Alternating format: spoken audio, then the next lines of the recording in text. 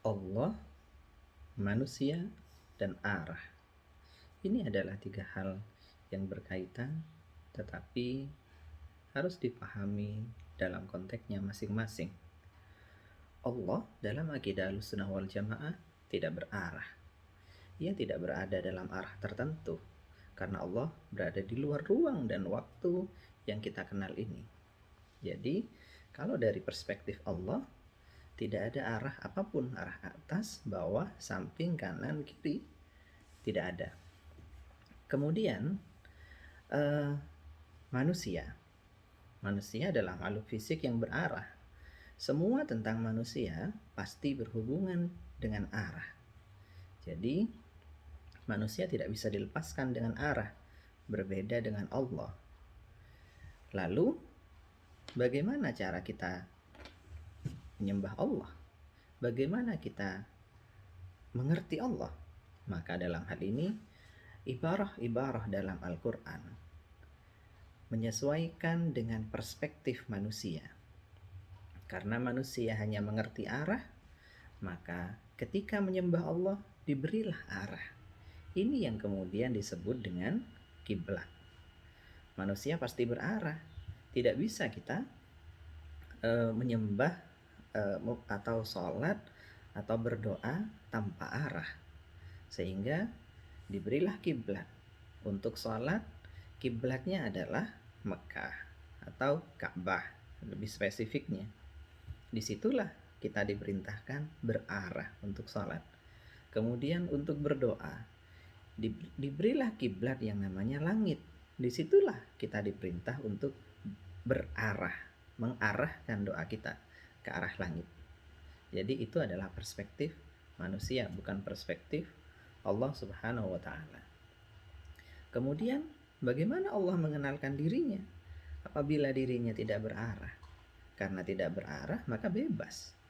Dalam Al-Quran disebutkan bahwa Allah di atas langit. Amintum man fis sama, misalkan. Atau Ar-Rahman 'alal 'arsy istawa. Ini semua ayat-ayat semacam ini ketika yang ditekankan adalah keagungannya, kehebatannya, kuasanya. Sehingga kita harus takluk dan merasa bahwa kita itu tidak ada apa-apanya dan kita semua berada di bawah kendali Allah Subhanahu wa Ta'ala. Kemudian dalam Al-Quran juga dijelaskan bahwa Allah bersama kita, bahwa ma'akum aina ma'kuntum, dimanapun kita berada Allah bersama kita. Ayat ini berbeda pemahamannya dengan ayat sebelumnya. Apabila ayat sebelumnya dipahami sebagai posisi, maka posisi di sini akan berubah lagi.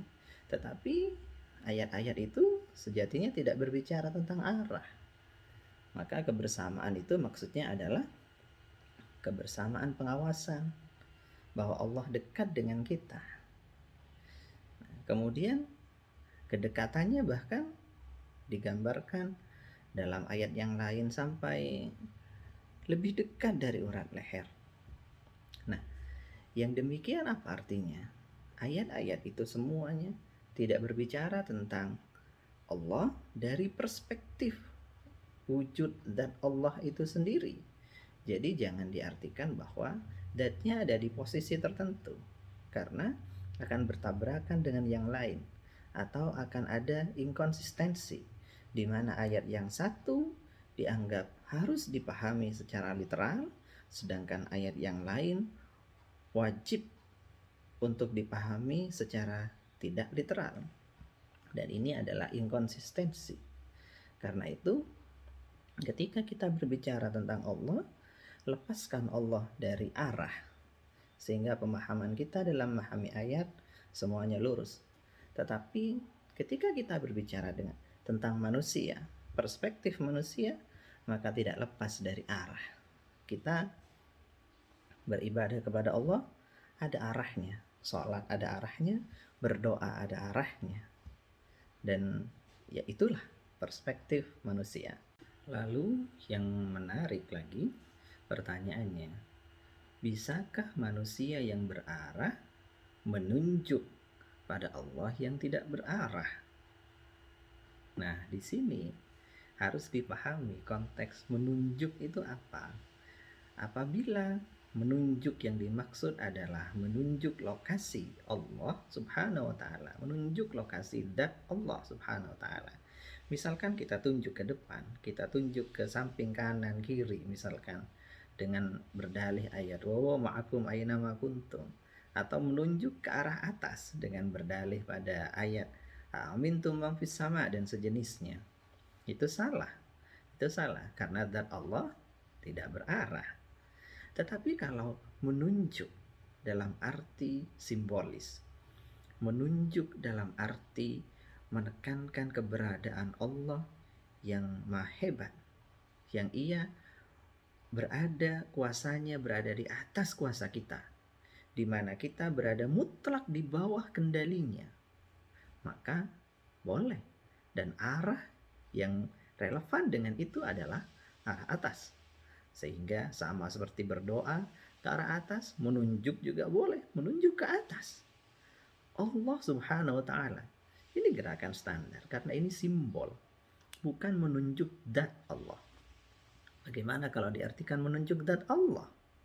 Maka kita maklum, bumi kita ini bulat dan bumi ini kita berputar. Kita menunjuk ke sini, ke arah mana ini?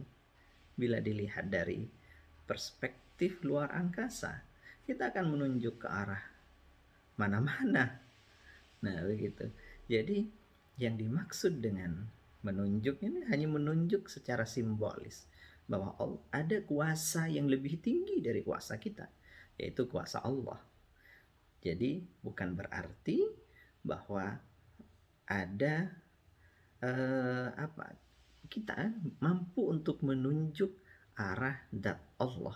Bukan berarti begitu. Jadi dengan pemahaman demikian, seluruh ayat, seluruh hadis dapat kita tempatkan pada tempatnya masing-masing.